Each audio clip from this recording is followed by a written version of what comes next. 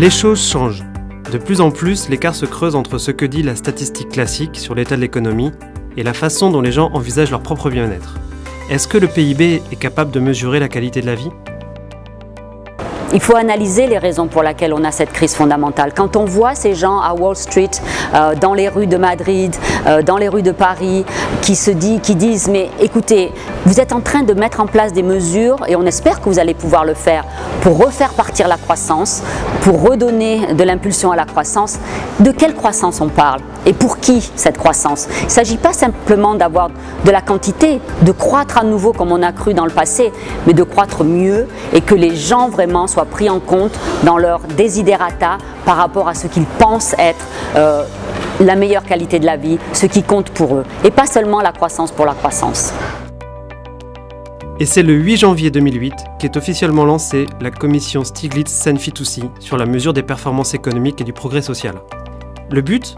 Développer les moyens d'échapper à une approche trop comptable de la mesure de nos performances collectives et d'élaborer de nouveaux indicateurs de richesse.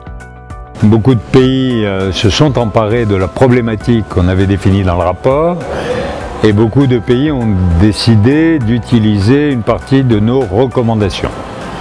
Donc il y a dans de nombreux pays des initiatives qui se développent sur différents sujets par rapport à ceux que nous avons traités. Il semble donc évident que mesurer la qualité de la vie en regardant ce que l'économie produit n'est pas suffisant. Nous avons besoin de mesurer d'autres indicateurs. C'est important parce qu'aujourd'hui, les gens ont ce souci de la qualité de la vie. Ils l'ont même en période de crise. Évidemment, la crise, il faut lutter contre avec des politiques macroéconomiques rigoureuses. Mais les gens ont le souci de la qualité de la vie, le souci d'une existence plus harmonieuse.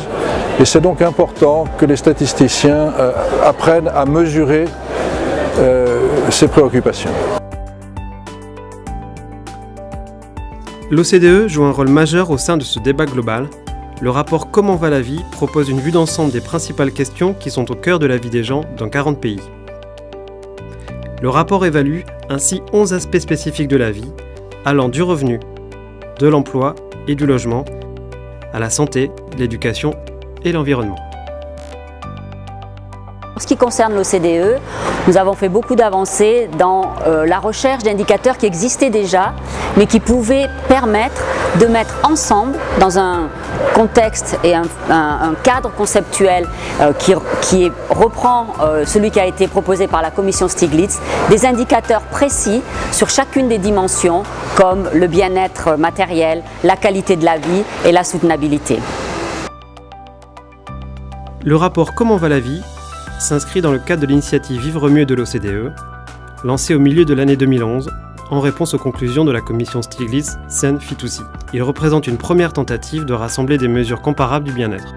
À ce rapport s'ajoute une autre initiative de l'OCDE, un outil interactif, Votre indice Vivre mieux, qui permet aux gens de comparer les performances des pays et de prendre part au débat.